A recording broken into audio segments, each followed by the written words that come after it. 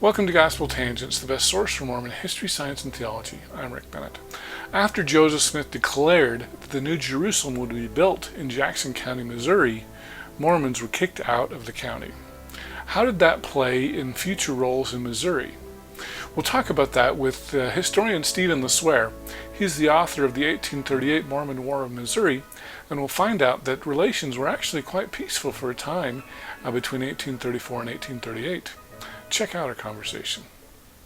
Now, the one thing I noticed about your book is you focus a lot on, about 1836, 1838 onward. You kind of briefly mention what happened in 1832 in Jackson County, Missouri. I kind of think that played a big part in the Mormon reactions, especially in 1838. Do you want to give us a little bit of background on 1832 first, and then we'll dive in? Well, okay, and I guess I'll just say, briefly that the Mormons has identified Jackson County, Missouri, as their place of gathering, create Zion, as in the upcoming last days. And and after a time, the Jackson County citizens decided, no, we don't want the Mormons here, and drove them out. The Mormons did nothing wrong. They tried to obey, what the local authorities wanted them to do. One of them, which was, all right, both sides, let's give up your guns. And the Mormons did, and the anti-Mormon vigilantes did not. And they got driven out of Jackson County. They were, in 1834, Joseph Smith formed Zion's Camp, a military expedition to go back and try and essentially restore the citizens there. He was hoping to get assistance from the governor, other militia as well, state militia. That did not happen. And so Zion's Camp failed in its attempt to restore the saints to their homes in Jackson County. And meanwhile, the saints who were driven from Jackson, most of them ended up in Clay County. They went north, and the Clay County citizens were very sympathetic to them and brought them in, or allowed them, to come in and settle there. And so the Mormons settled in Clay for a while. And then in 1836, Joseph Smith decided he started forming another military expedition to restore the saints there, and he received issued a revelation calling for recruits. But word of this proposed new expedition reached Missouri, which got the Missourians all up in arms, or the Missourians in Western Missouri up in arms, and there was another threatened conflict. And so at that time in 1836, the Clay citizens who had helped, allowed the Mormons to come, they were very fearful of a conflict, and many of them were tired and said they didn't want the Mormons there either anymore. And so that's when the Clay citizens proposed that they create a county exclusively for the Mormons. And so, if essentially they recognized what we're doing here isn't right, isn't legal.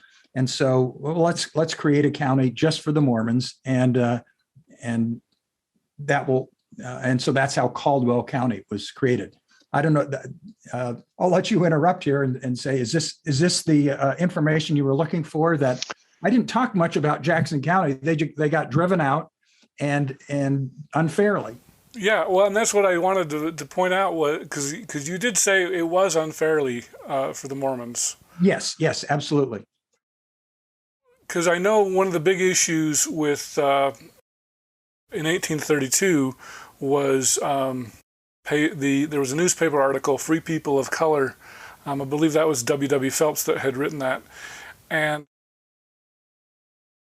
I feel, and I'd like to get your opinion on this, that the Missourians kind of purposely misinterpreted that article as inviting blacks to come to Jackson County. Would you agree with that?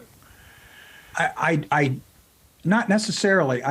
I don't know enough specifically about that issue to say, oh, well, I guess they did purposely, but because based on what I know about pre-Civil War South, they were absolutely crazy when it came to talking about slavery and any issues and they would misinterpret, not necessarily on purpose, in the sense of, oh, this is an excuse to drive the Mormons out. They misinterpreted it because they were just fearful of anybody attacking slavery. Okay.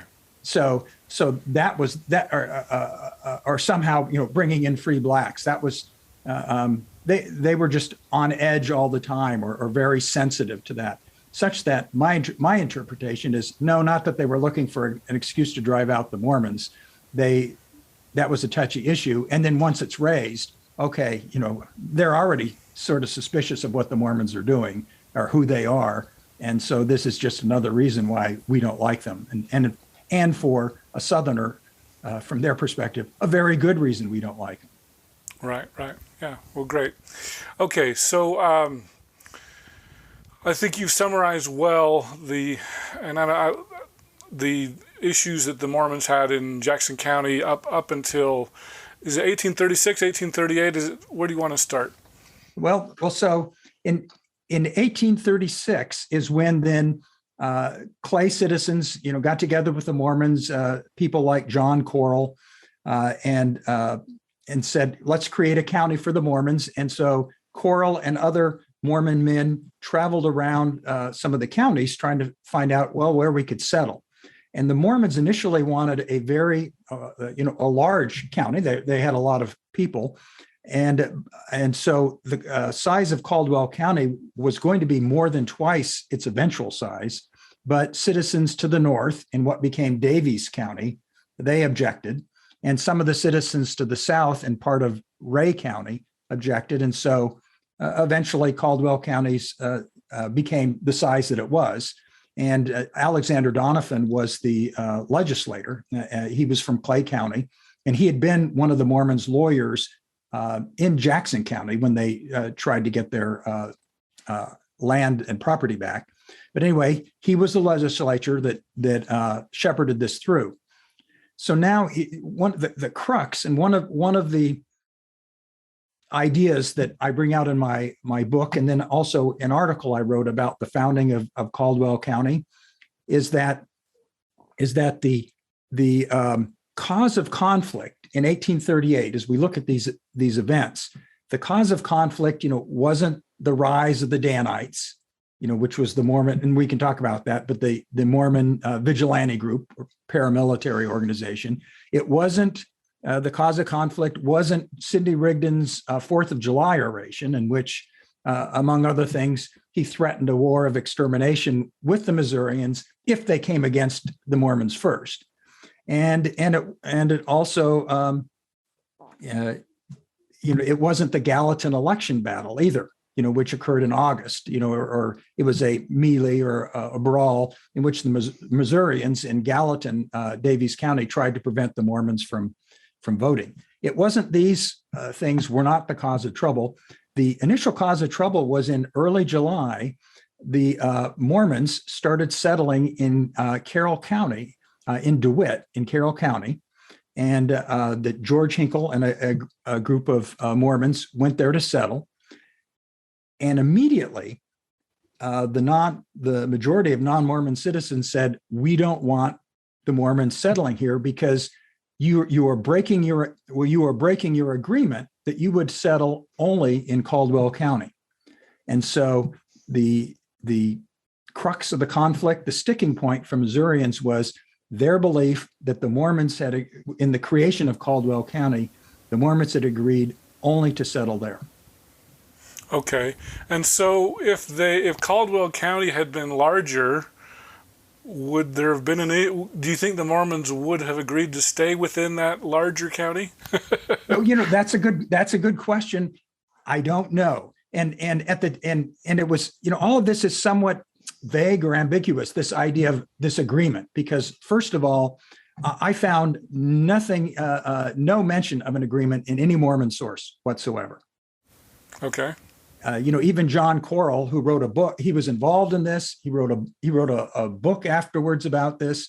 You'd think he would have mentioned it, and especially since he became a dissenter, and so he could have said, "Hey, we made this agreement, and Joseph came and broke it." But he never, he doesn't mention it one way or the other. And in fact, the Mormons never mention it even to deny it, and which is also a little odd in the sense that, the Mormons were accused of trying to get the Indians, being in concert with the Indians, and they denied it. Said, no, we're just as afraid of the Indians as you are. So they did deny accusations, but they didn't say anything about this. But anyway, vague in that the Mormons don't mention it, but the Missourians, several, quite a number of sources, not just the Carroll citizens, but others mentioned that the Mormons broke this agreement. And even Alexander Donovan, the man who helped create the county, he said in a later reminiscence that, oh yeah, the Mormons, broke this agreement. They were supposed to settle only in Caldwell. Mm-hmm.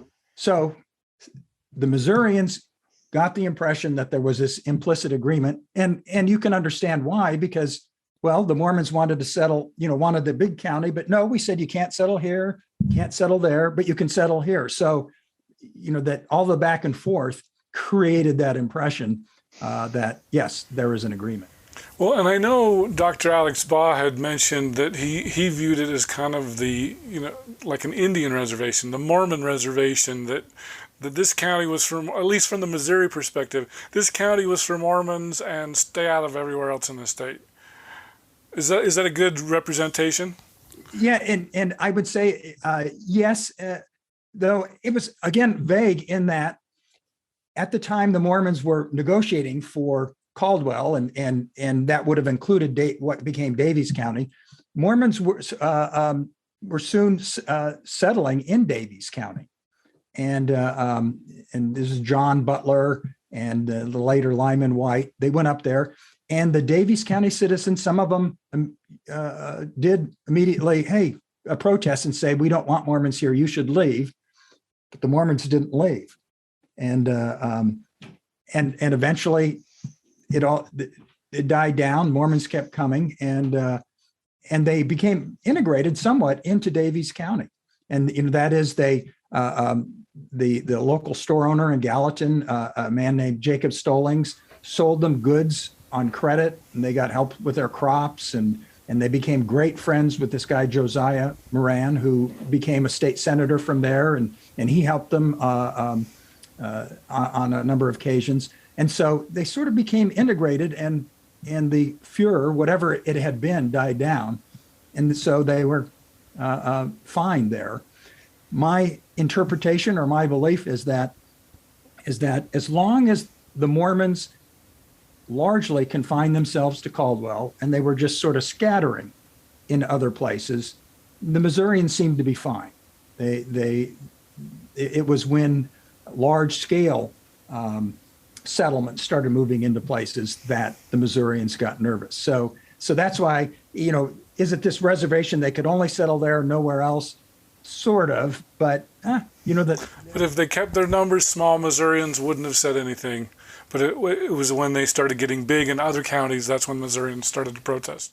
Yes, yeah, and so in my book, that what I tried to focus on was here we had at the beginning of in 1837, or it's real end of 1836, the county's created, and for almost a year and a half, 1837 and into 1838, there's pretty friendly relations between the Mormons and their neighbors. It seems like this compromise of creating Caldwell has solved the problem. The Mormons, you have your own county, and so there was friendly relations.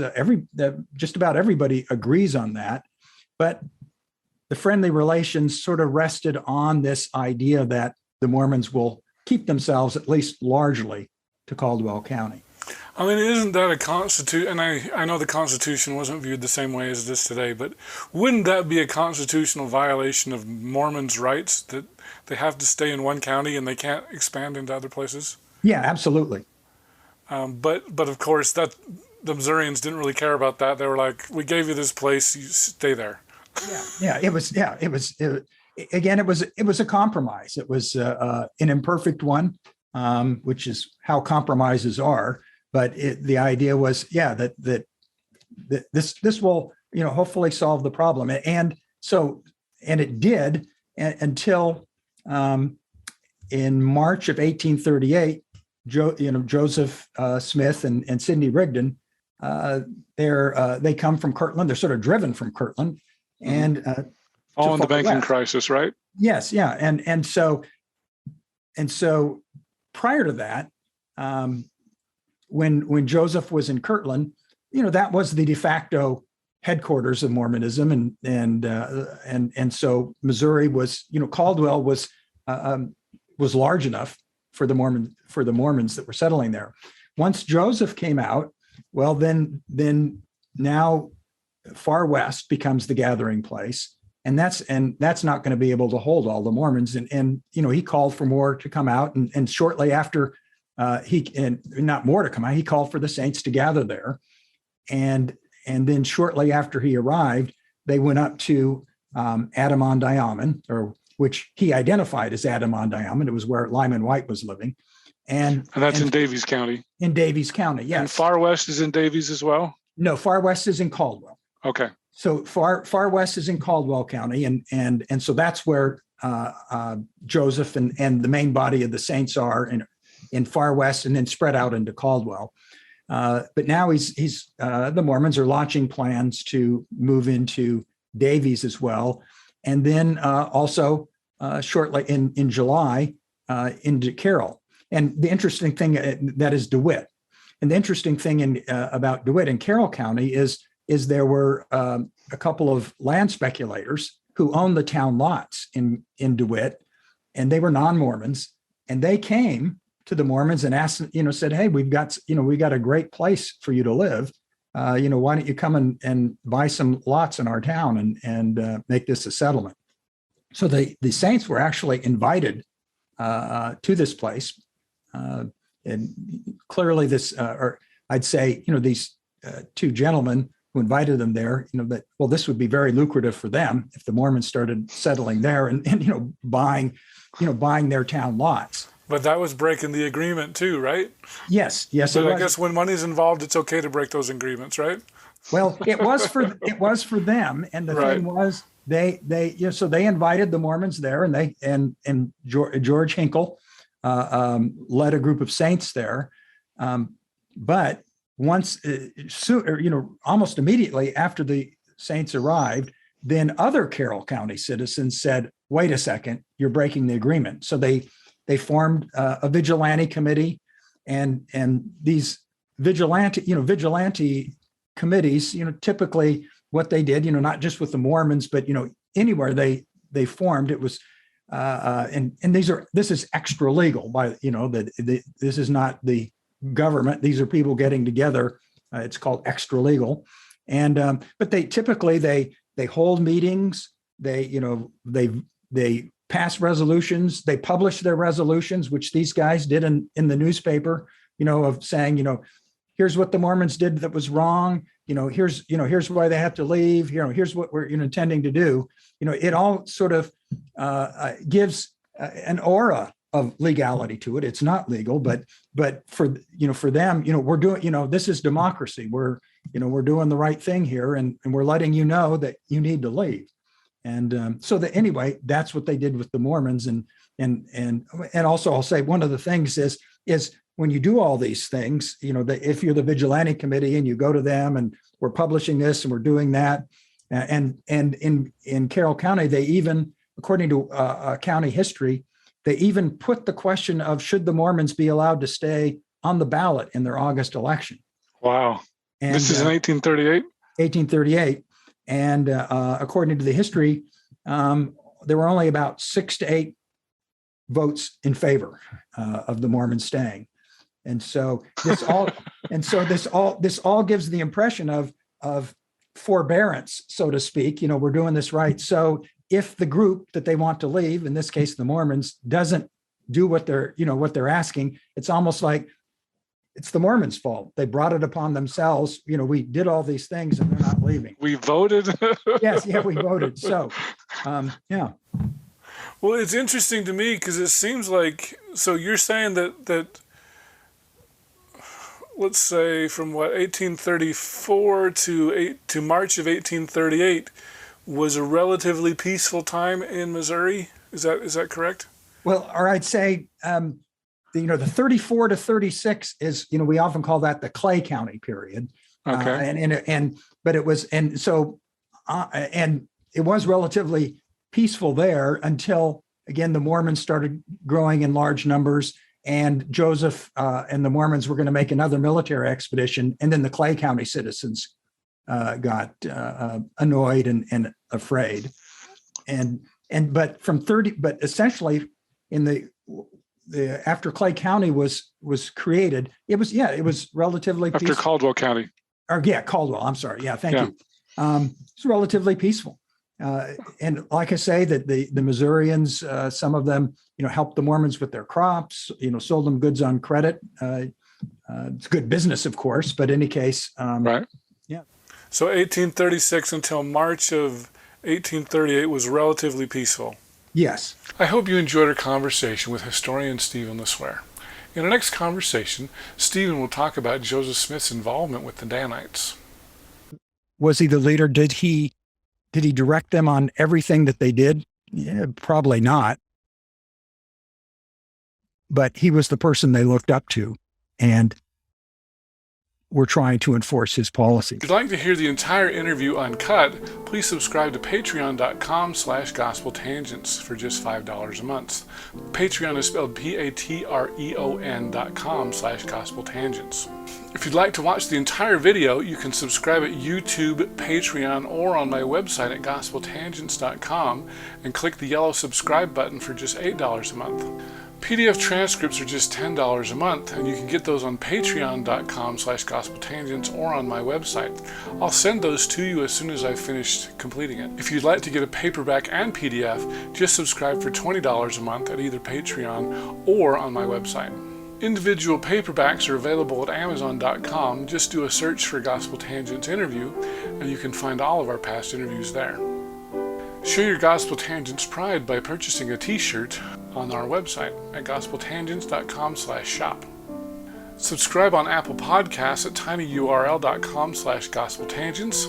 You can get our latest updates by friending me at Facebook, or you can also follow our page at facebook.com/gospeltangents.